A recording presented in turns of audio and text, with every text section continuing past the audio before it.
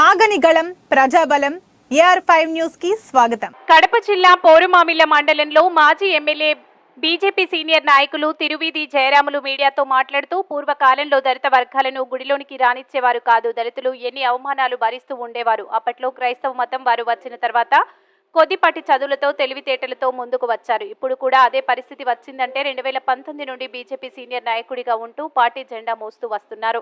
అలాంటి నన్ను బద్వేల్లో BJP party కార్యాలయం ఓపెన్ చేస్తూ నన్ను పిలవకుండా ఓపెన్ చేయడం దారుణమని అన్నారు. ఎందుకంటే మేము దళితులం అని ఇలాంటి నాయకులు మా దళితుల కుటుంబాలతో ఆడుకోవడం సరైన పద్ధతి కాదని, దళితుల కోపానికి గురికవద్దని ఆయన అన్నారు. అదేవిధంగా చీకటి ఒప్పందాలు మానుకోవాలని, లేకుంటే శంకరగిరి మాన్యాలను బయటకు తీసేంత వరకు నేను నిద్రపోనని ఆయన మండిపడ్డారు. కడప అన్నమయ్య జిల్లా incharge Hridaynath, AR5 news Kadapa జిల్లా స్టాఫ్ రిపోర్టర్ ఎం రామచంద్రయ్య, రిపోర్టర్ శ్రీనివాసులు. జై శ్రీరామ్.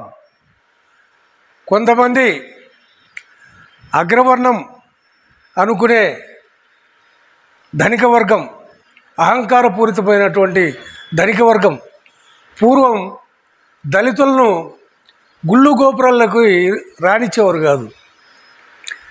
వాళ్ళు ఆ రకంగా వాళ్ళ పెద్దరికాన్ని కాపాడుకుంటూ దళితులను హీనంగా చూసేవారు, దళితులను హింసించేవారు. ఆ కారణంగా దళితులందరూ హిందూ మతస్థులైనటువంటి దళితులందరూ కూడా క్రిస్టియానిటీ వైపు మలటం జరిగింది. తద్వారా వారి పిల్లలకు మంచి చదువులు చదివించి వారు వ్యవసాయ వృత్తిలో, కూలి పనులు ఇట్లా చేసుకుంటూ దళిత వర్గాలన్నీ కూడా వాళ్ళ పిల్లలను ఉన్నతులను చేసింది.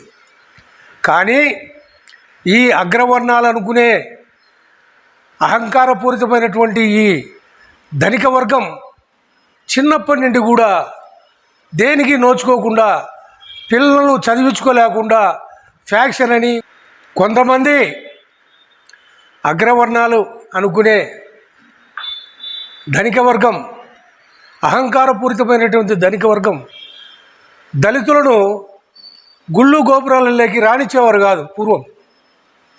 తద్వారా మేమే పెద్దలం, పెద్దరికమంతా మాదే అనే విధంగా వాళ్ళు ప్రవర్తించడం జరుగుతూ వచ్చింది. తర్వాత హిందూ దళితులను అనేక రకాలైనటువంటి ఇబ్బందుల పూరితం చేయటం, వాళ్ళను అనేక రకాలుగా హింసించడం కూడా జరుగుతూ వచ్చింది అనాదిగా. తర్వాత ఈ దళితులు అనేవారు అగ్రవర్ణాల అహంకారపూరితానికి లోను కాకుండా వారి బిడ్డలను మంచిగా చదివించుకుంటూ వ్యవసాయ వృత్తులు చేసుకుంటూ వాళ్ళు ఒక ఉన్నతమైన పరిస్థితులకు ఈరోజు వచ్చారు. ఈ దళితులు వీరు పెట్టే హింసలను భరించలేక, అగ్రవర్ణాలు పెట్టే హింసలు భరించలేక వారు హిందువులు అయినప్పటికీ క్రిస్టియానిటీ వైపు మొగ్గు చూపారు.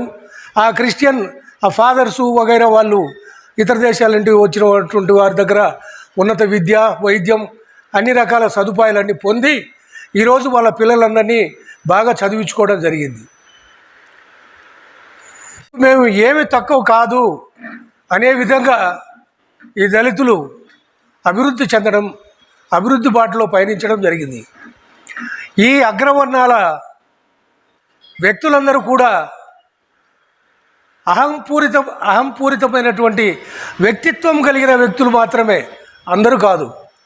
వారందరూ కూడా ఈ ఫ్యాక్షన్లని ఇంకోటని అహంకారపూరితంగా వారు చేసేటువంటి దుశ్చర్యలు సమాజానికి ఇబ్బందికరం చేసేటువంటి చర్యల వలన వాళ్ళ కుటుంబాలే నాశనం అయిపోయినాయి.